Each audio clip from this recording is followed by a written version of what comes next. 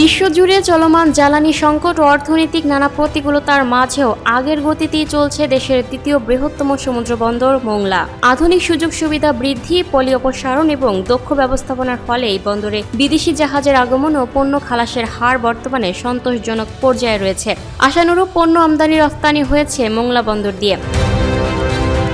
বন্দরের হারবার বিভাগ জানায়, বৈশ্বিক জ্বালানি সংকটের কারণে অনেক বন্দরে যখন মন্দাভাব দেখা দিয়েছে, তখন মোংলা বন্দর তার কৌশলগত অবস্থান ও আধুনিক অবকাঠামো ব্যবহার করে আমদানি রফতানি কার্যক্রম স্বাভাবিক রেখেছে।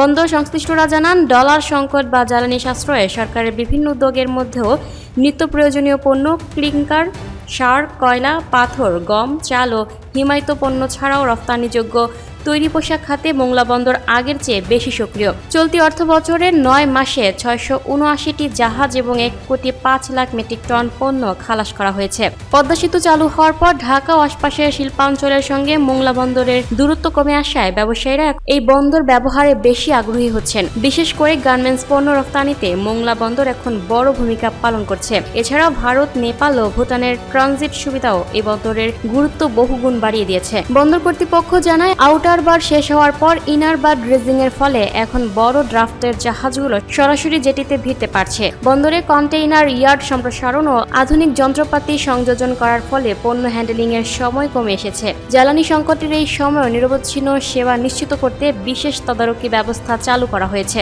এ বিষয়ে মোংলা বন্দর কর্তৃপক্ষের উপপরিচালক মোহাম্মদ মাকবুজ্জামান জানান, বিশ্বের বর্তমান পরিস্থিতির মধ্যেও মোংলা বন্দর তার ধারাবাহিকতা বজায় রেখেছে। জ্বালানি সংকটকে আমরা সুযোগ হিসেবে নিয়েছি এবং বিকল্প উপায়ে বন্দরের অপারেশনাল কার্যক্রম সচল রেখেছি। আমাদের লক্ষ্য এই বন্দরকে দক্ষিণ এশিয়ার অন্যতম প্রধান বাণিজ্যিক হারে রূপান্তর করা। মোংলা বন্দর ব্যবহারকারী ও ব্যবসায়ী নেতারা জানান, চট্টগ্রাম বন্দরের উপর চাপ কমাতে মোংলা বন্দর এখন আস্থার প্রতীক হয়ে দাঁড়িয়েছে। আমদানিকৃত গাড়ি খালাস ও দ্রুত ডেলিভারির ক্ষেত্রে মোংলা বন্দর এখন সারা দেশের মধ্যে শীর্ষে অবস্থান করছে। Lucky Akter, up to date news, Dhaka.